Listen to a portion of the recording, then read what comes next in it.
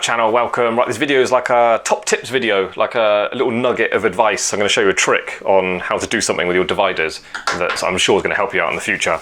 And I get into it after I say thank you to these new patrons. Thank you very much, guys. We've got Joe Emery, Pablo Ledesma, and Earth Mother Metals. Thank you very much. Really appreciate all the patrons. They enable me to continue this channel. So what I'm doing is I worked for over 20 years as a professional jeweler, and I learned a lot. Obviously in that time I was trained up to a high level, did a lot of stuff, made a lot of expensive stuff, a lot of happy customers, and so I'm sharing everything I learned over the years. Yeah, if you want to become a patron, you get a shout out on the next upload after you join. You get access to the new YouTube videos 2 weeks before they go public.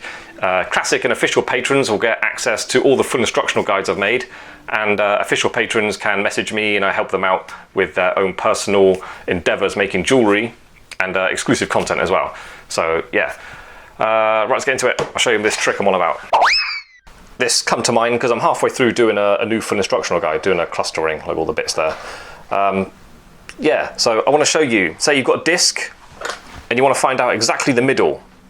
And yeah, I'll show you how to do it with dividers. So you don't need to measure anything. There's no guesswork. You can just find it very simply. Already, if you cut it out yourself out of a bit of a sheet, you've probably put a little dip in the middle and done that.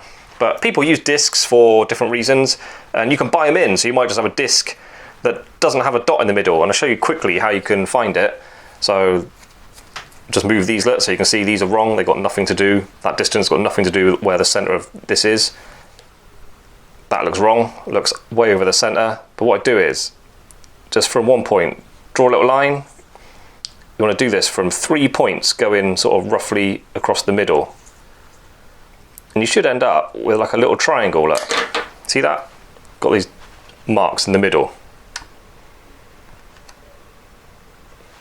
So they were set, obviously too wrong on purpose. So I've got quite a big triangle there, but even so, it still goes around the center quite clearly. So I just mark that dot, and I bet if I test that now, then that follows that outer edge really nicely.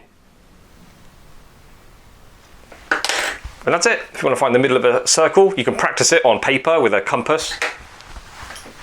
With a compass like that, pencil and the thing. It's essentially the same tool, yeah? Just that's got a pencil holder one side. It really is the same tool.